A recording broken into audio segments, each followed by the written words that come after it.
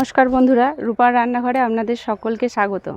তরকা বানাতে আমি নিয়েছি মুগ কড়াই আর ছোলার ডাল একসাথে খুব ভালোভাবে সিদ্ধ করে নিয়েছি। দুটো ডিম নিয়েছি, একটু তরকা মশলা নিয়েছি আমি অল্প একটু কাশ্মীরি লঙ্কার গুঁড়ো, 1 চামচ এমনি লঙ্কার গুঁড়ো আর হলুদ গুঁড়ো নিয়েছি।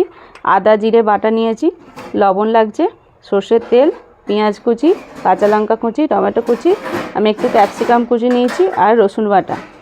এই দিয়ে বানাবো আজকে আমি ডিম তরকা।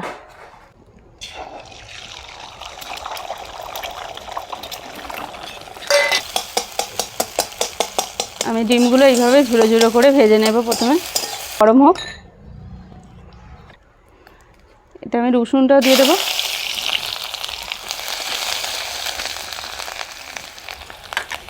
পেঁয়াজ কুচি দেব,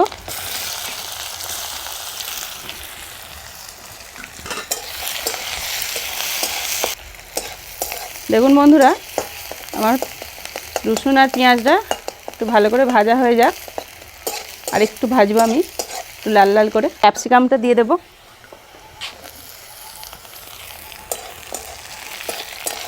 এর মধ্যে আমি টমেটো কাঁচা লঙ্কাটাও দিয়ে দেব।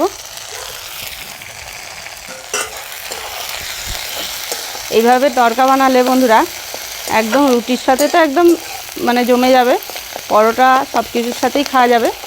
লঙ্কার গুঁড়ি, হলুদ গুঁড়ো আর কাশ্মীরি লঙ্কার গুঁড়োটা একসাথে দিয়ে দেব। আদা জিরে বাটাটাও দিয়ে দেব।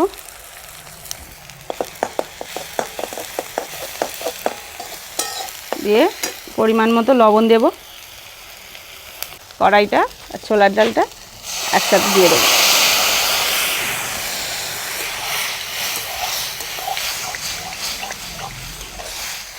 আমি ডিমগুলো একটু দিয়ে দেব।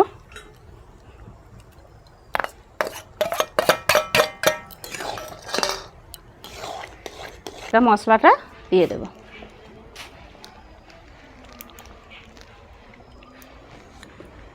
দেখুন বন্ধুরা কত সহজে বানানো হয়ে গেল, একদম ধাবার মতো স্টাইলে তরকা।